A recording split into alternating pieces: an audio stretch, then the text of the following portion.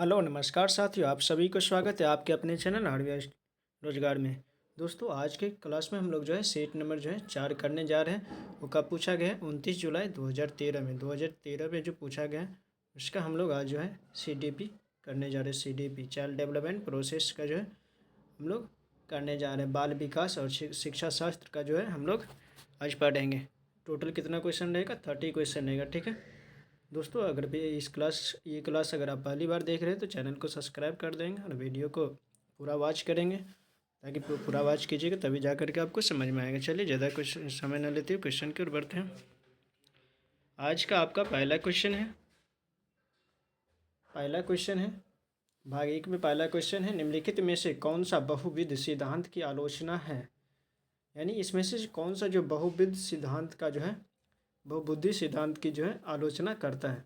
पहला में बहुबुद्धि केवल प्रतिभाएं है, केवल जो पूर्ण रूप से जो पूर्ण रूप में बुद्धि में विद्वान रहती है।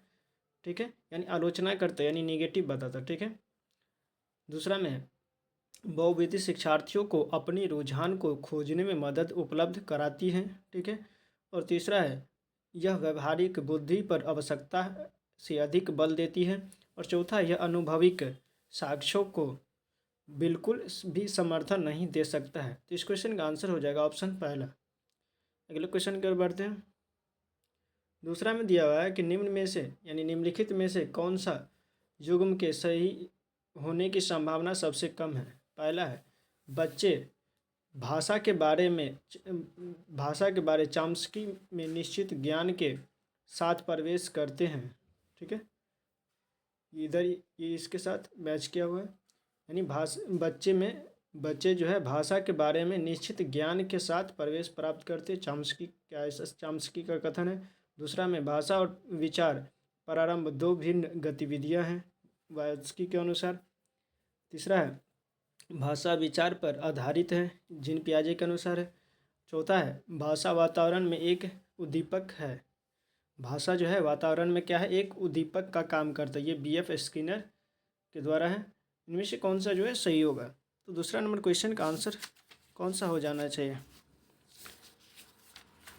तो इस क्वेश्चन का आंसर हो जाएगा, इस क्वेश्चन का आंसर होगा ऑप्शन चौथा। ये पूरा सही है। ठीक है, सॉरी, सबसे संभावना सबसे कम दर्शाता है। वातावरण यानी भाषा वातावरण में एक उद्दीपक का कार्य करता है। ठीक है। अगला क्वेश्चन है, तीसरा में दिया हुआ है कि सामाजिक भूमिकाओं के कारण न कि जीव वैज्ञानिक संपत्ति के कारण सौंपी गई विशिष्टताएं डैश कहलाती हैं। पहला है जेंडर भूमिका अभिवृद्धि, और दूसरा है जेंडर भूमिका दबाव, और तीसरा है भूमिका रूढ़िबद्धता, और चौथा है जेंडर भूमिका नैदानिकी। तो तीसरा नंबर क्वेश्चन का आंसर हो जाएगा ऑप्शन तीसरा सही हो जाएगा। चौथा में निम्नलिखित में से कौन सा अधिगम को अधिकतम करने के लिए सर्वाधिक उचित है। अधिगम को यानी सीखने के लिए अधिकतम करने के लिए सर्वाधिक उचित है। पहला है शिक्षिका को अपनी संज्ञानात्मक शैली के साथ साथ अपने शिक्षार्थियों की संज्ञानात्मक शैली की पहचान करनी चाहिए। दूसरा है शिक्षार्थियों में व्यक्तिगत भिन्नता को सहज बनाने के लिए समान शिक्षार्थियों के युग्म बनाए जा सकते हैं।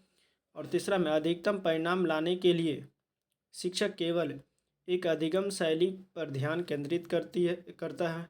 और चौथा में समान सांस्कृतिक पृष्ठभूमि वाले शिक्षार्थियों को एक कक्षा में रखना चाहिए ताकि मत वैभिन्न से बचा जा सके। तो 4 नंबर क्वेश्चन का आंसर हो जाएगा ऑप्शन पहला सही हो जाएगा। ये सबसे उचित है, सर्वाधिक उचित है।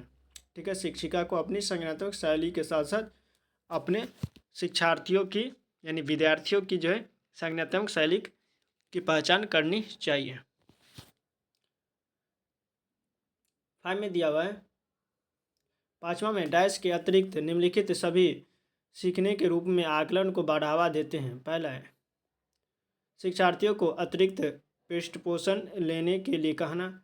दूसरा है अवसर लेने हेतु शिक्षार्थियों के लिए एक सुरक्षित वातावरण का निर्माण करना। और तीसरा पढ़ाए गए विषय पर मनन करने के लिए शिक्षार्थियों को कहना। और चौथा जितनी संभावना हो शिक्षार्थियों का लगातार परीक्षण करना। तो 5वां नंबर क्वेश्चन का आंसर हो जाएगा ऑप्शन चौथा। ठीक है, इसके अलावा जो है, इसके अतिरिक्त निम्नलिखित में सभी जो है सीखने के रूप में आकलन को बढ़ावा देते हैं। ठीक है,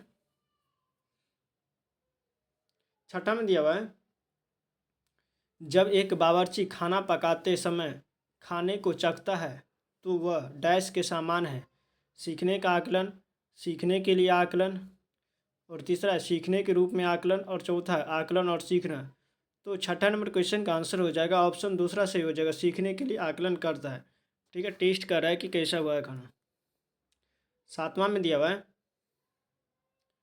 7 नंबर क्वेश्चन है, जो अंतरपरक अनुदेशन है, अंतरपरक अनुदेशन है, इसमें से कौन सा जो अंतरपरक अनुदेशन है? पहला, शिक्षार्थियों की आवश्यकताओं को पूरा करने के लिए समूहीकरण के विविध रूपों का प्रयोग करना। दूसरा है कक्षा में प्रत्येक विद्यार्थी के लिए कुछ अलग करना। और तीसरा व्यवस्थित अथवा स्वच्छंद शिक्षार्थी गतिविधियाँ। और चौथा है ऐसे समूहों का प्रयोग जो कभी नहीं बदलते। तो 7वां नंबर क्वेश्चन का आंसर हो जाएगा ऑप्शन पहला सही हो जाएगा। 8वां नंबर है, 8 में दिया गया है, सांस्कृतिक तथा भाषिक रूप से वैविध्यपूर्ण कक्षा में यह निश्चित करने से पहले कि शिक्षार्थी विशिष्ट शिक्षा वर्ग में आता है या नहीं, एक शिक्षक को करना चाहिए। पहला है, माता पिता को इसमें सम्मिलित नहीं करना चाहिए क्योंकि उनके पास अपना कार्य होता है। दूसरा, अक्षमता स्थापित करने से पहले शिक्षार्थी की मातृभाषा का मूल्यांकन करना चाहिए। और चौथा, परंपरागत मनोवैज्ञानियों का उपयोग।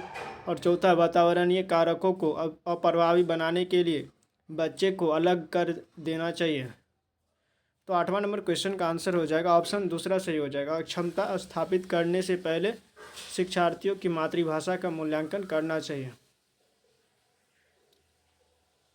9 नंबर क्वेश्चन, 9 में दिया है कि निम्नलिखित में से डैश के अतिरिक्त सभी के कारण अधिगम अक्षमता उत्पन्न हो सकती है। पहला में शिक्षक की शिक्षण शैली। दूसरा, जन्म से पहले माँ द्वारा मदिरा सेवन। तीसरा है मंदबुद्धिता। और चौथा है शैशव काल के समय दिमागी बुखार। तो 9 नंबर क्वेश्चन का आंसर हो जाएगा ऑप्शन पहला सही हो जाएगा, शिक्षक की शिक्षण शैली के अतिरिक्त सभी जो है अधिगम अक्षमता उत्पन्न हो सकती है। ठीक है, 10वां में, एक समावेशी विद्यालय डैश के अतिरिक्त निम्नलिखित सभी प्रश्नों पर मनन करता है। पहला है, क्या हम यह विश्वास करते हैं कि सभी शिक्षार्थी सीख सकते हैं। ठीक है, दूसरा है, क्या हम अधिगम योग्य परिवेश की योजना बनाने और उसे निदान करने के लिए समूह में कार्य करते हैं। ये भी सही है।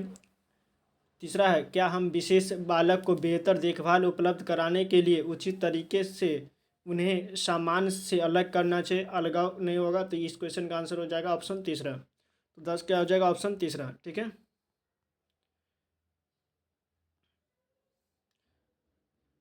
11 नंबर क्वेश्चन, प्रतिभाशाली विद्यार्थी यानी शिक्षार्थी डैश है, क्या है, अभिसारी चिंतक। दूसरा, अपसारी चिंतक। तो इस क्वेश्चन का आंसर 11 हो जाएगा ऑप्शन दूसरा सही हो जाएगा, अपसारी चिंतक। अपसारी चिंतक वाले बच्चे क्या होते हैं, जो है प्रतिभाशाली विद्यार्थी होते हैं। 12 में दिया, छायांकित क्षेत्र सामान्य वितरण में उन शिक्षार्थियों को प्रदर्शित करता है जो डैश में आते हैं। पहला है उच्च प्रेरणा। दूसरा, उच्च सृजनात्मक। और इसमें है उच्च बौद्धिकता। ठीक है, तो 12 नंबर क्वेश्चन का आंसर जो है कौन सा होना चाहिए, 12 नंबर क्वेश्चन का आंसर हो जाएगा ऑप्शन तीसरा। ठीक है, अगला क्वेश्चन 13 में दिए गए वाक्य को पूरा करने के लिए निम्नलिखित में से कौन सा युग्म सर्वाधिक उचित विकल्प होगा। ठीक है, जब बच्चे उन गतिविधियों में शामिल होते हैं जो डैश होती है और वे जल्दी डैश करते हैं, यानी पहला है कक्ष में उपयोगी होते हैं। बच्चे क्या होते हैं, गतिविधियों में शामिल होते हैं जो कक्ष में उपयोगी होते हैं, तब वे जल्दी विस्मरण करते हैं। दूसरा में केवल उनके कक्षा कार्य प्रत्यास्मरण से संबंधित है। और तीसरा है सांस्कृतिक रूप से निष्पक्षीय और समरण। और चौथा है वास्तविक जीवन में उपयोगी और सीखा। ठीक है, 13 नंबर क्वेश्चन का आंसर हो जाएगा ऑप्शन चौथा, वास्तविक जीवन में जो है उपयोगी हो, तभी जा करके वो जल्दी से क्या सीखा करेंगे। ठीक है, रियल लाइफ से कनेक्टेड होना चाहिए।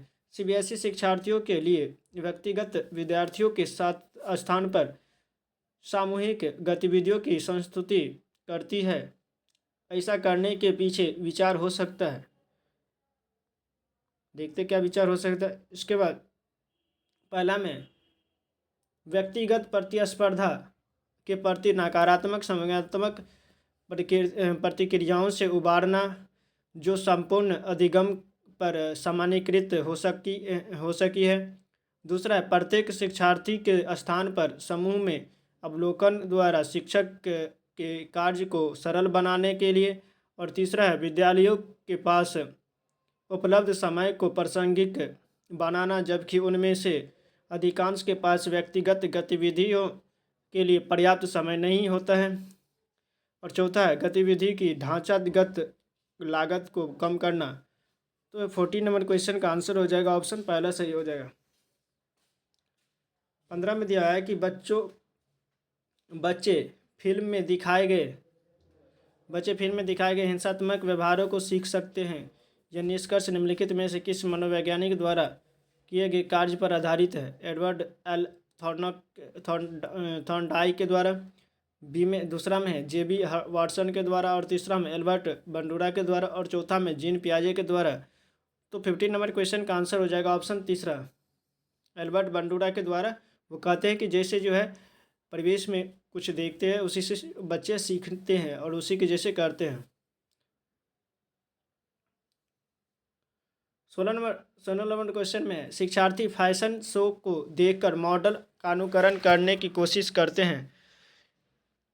इस प्रकार के अनुकरण को डैश कहा जाता है। प्राथमिक अनुकरण, गौण अनुकरण, सामाजिक अधिगम और सामान्यीकरण। तो 16 नंबर क्वेश्चन का आंसर हो जाएगा ऑप्शन तीसरा, सामाजिक अधिगम। ठीक है, समाज में देखने के बाद जो अनुक्रिया करता है उसी को क्या कहेंगे, सामाजिक अधिगम, यानी उसी के जैसे सीखने का प्रयास करते हैं, बनने का प्रयास करते हैं। 17 में दिया हुआ है यदि शिक्षार्थी पाठ के दौरान लगातार गलतियां करते हैं तो शिक्षक को क्या करना चाहिए। पहला में अनुदेशन कार्य समय सारणी बैठने की व्यवस्था में परिवर्तन करना चाहिए। दूसरा है पाठ को कुछ समय के लिए छोड़ देना चाहिए और कुछ समय के बाद वापस जाना चाहिए। तीसरा गलतियां करने वाले विद्यार्थियों की पहचान करनी चाहिए और उनके बारे में प्राचार्य से बात करना चाहिए। और चौथा गलतियां करने वाले शिक्षार्थियों को कक्ष से बाहर कर देना चाहिए। तो ये दोनों नहीं हो जाएगा। पाठ को कुछ समय के लिए छोड़ देना चाहिए और कुछ समय के बाद वापस आना चाहिए। पहला में अनुदेशन कार्य समय का सारणी बैठने की व्यवस्था में परिवर्तन करना चाहिए। तो 17 नंबर क्वेश्चन का आंसर जो हो जाएगा ये हो जाएगा ऑप्शन ए सही हो जाएगा। ठीक है, थोड़ा सा परिवर्तन करने से वो जो है अपने गलतियाँ जो है सुधार लेंगे। 18 नंबर क्वेश्चन 18 में दिया गया है कि डैश के अतिरिक्त निम्नलिखित कुछ तकनीकें हैं जो परीक्षा के कारण होने वाली चिंता को दूर करती है। पहला है प्रश्न पत्र की संरचना यानी पैटर्न से परिचित कराना। दूसरा है परिणाम के बारे में बहुत अधिक सोचना। और तीसरा है समर्थन प्राप्त करना। और चौथा है विशिष्टताओं पर बल देना। तो 18 नंबर क्वेश्चन का आंसर हो जाएगा ऑप्शन दूसरा सही हो जाएगा, परिणाम के बारे में बहुत अधिक सोचना। क्या होता है, परीक्षा के कारण होने वाली चिंता को दूर करता है।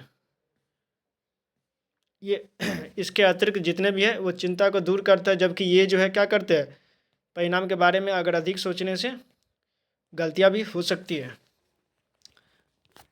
19 में दिया हुआ है कि ब्लूम टैक्सोनॉमी के अनुसार ब्लूम की टैक्सोनॉमी डैश की पदानुक्रमी की व्यवस्था है।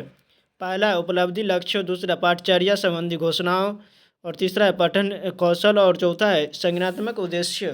तो 19 नंबर क्वेश्चन का आंसर हो जाना चाहिए ऑप्शन फोर्थ सही है, संज्ञानात्मक उद्देश्य। ठीक है, 20 में दिया गया है कि 3 विद्यार्थी है, ठीक है, यानी 3 शिक्षार्थी या विद्यार्थी है, ठीक है। अ ब स 3 शिक्षार्थी है जो अंग्रेजी पढ़ते हैं, ठीक है। अ को यह विषय रोचक लगता है और यह सोचता है कि यह उसके भविष्य में सहायक होगा, और ब अंग्रेजी इसलिए पढ़ती है क्योंकि वह कक्षा में पहला स्थान प्राप्त करना चाहती है। स अंग्रेजी विषय इसलिए पढ़ता है क्योंकि वह प्राथमिक सरोकार उत्तीर्ण होने वाले ग्रेड प्राप्त करना है। तो अब स के उद्देश्य का क्रमशः है। पहला निपुणता, इसमें से कौन सा हो जाएगा? निपुणता, निष्पादन और निष्पादन उपेक्षा। तो 20 नंबर क्वेश्चन का आंसर जो हो जाना चाहिए इसमें से हो जाएगा ऑप्शन पहला सही हो जाएगा, निपुणता, ठीक है। और जो है निपुणता के लिए, और ब किसके लिए करता है? निष्पादन के लिए, और स किसके लिए? निष्पादन उपेक्षा, यानी उपेक्षा करता है कि मुझे ग्रेड आना चाहिए, ठीक है, अच्छा ग्रेड आना चाहिए, उसके लिए वो पढ़ाई करते हैं। 21 में दिया गया है, हालांकि यह स्पष्ट रूप से उनकी सुरक्षा आवश्यकताओं के उल्लंघन में था। कैप्टन विक्रम बत्रा अपने देश को बचाने के दौरान कारगिल युद्ध में मारे गए। संभवतः उन्हें डैश था या थी, क्या था? नवीन अनुभव की प्राप्ति की इच्छा, दूसरा आत्मसिद्धि की प्राप्ति, तीसरा अपनत्व संबंधी आवश्यकताओं की अपेक्षा, और चौथा अपने परिवार के नाम की ख्याति प्राप्ति। 21 नंबर क्वेश्चन का आंसर हो जाएगा ऑप्शन दूसरा सही हो जाएगा, आत्मसिद्धि की प्राप्ति। 22 में दिया हुआ है, प्रतिक्रिया का विलोप होना निम्नलिखित में से किसके बाद अधिक कठिन है? पहला आंशिक पुनर्बलन, दूसरा निरंतर पुनर्बलन, और तीसरा दंड, और चौथा मौखिक भर्त्सना, ठीक है, भर्त्सना। तो 22 नंबर क्वेश्चन का आंसर हो जाएगा ऑप्शन पहला सही हो जाएगा, आंशिक पुनर्बलन। 23 में दिया गया है, इस खाली स्थान पर क्या होगा? डैश के द्वारा निपुणता अभिविन्यास को प्रोत्साहित किया जा सकता है। पहला में शिक्षार्थियों के व्यक्तिगत प्रयासों पर ध्यान केंद्रित करने, दूसरा में शिक्षार्थियों की सफलता की परस्पर तुलना करने, तीसरा है गृह कार्य के रूप में बहुत अधिक अभ्यास सामग्री देकर, और चौथा है अनपेक्षित परीक्षा लेकर। तो 23 नंबर क्वेश्चन का आंसर हो जाएगा ऑप्शन पहला सही हो जाएगा, ऑप्शन पहला सही हो जाएगा, व्यक्तिगत प्रयासों पर ध्यान केंद्रित करके।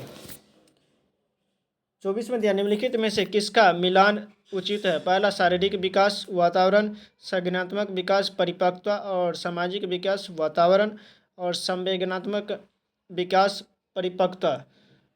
तो 24 नंबर क्वेश्चन का आंसर हो जाएगा ऑप्शन तीसरा, ठीक है, सामाजिक विकास ये क्या हो जाएगा? वातावरण, ठीक है, ये सही मिलान है।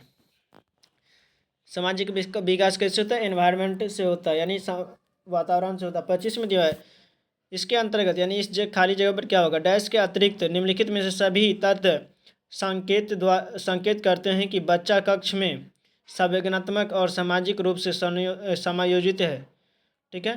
पहला है हम उम्र साथियों के साथ मधुर शब्दों का विकास,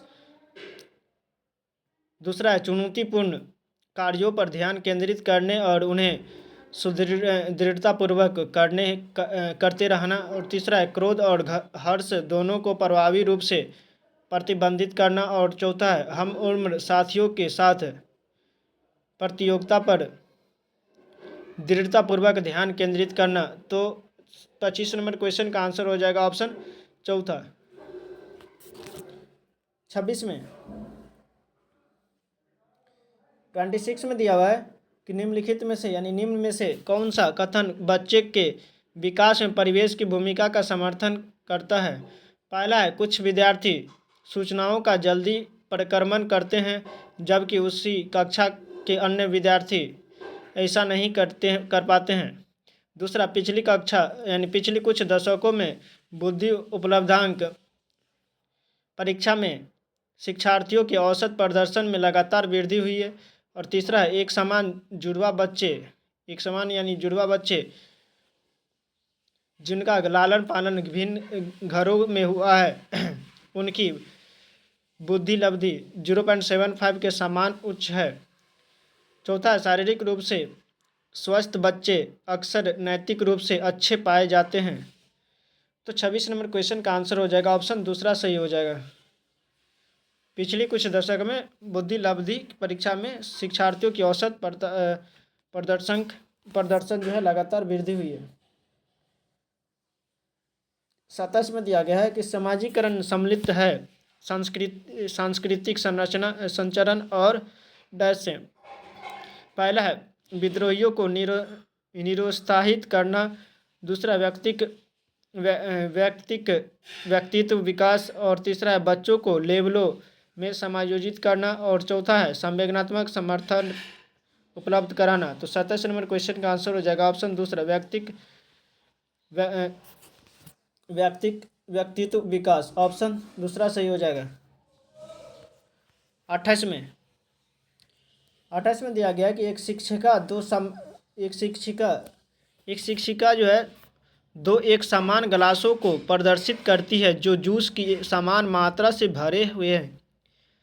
वह उन्हें दो भिन्न गिलासों में खाली करते हैं जिनमें से एक लंबा और दूसरा चौड़ा है।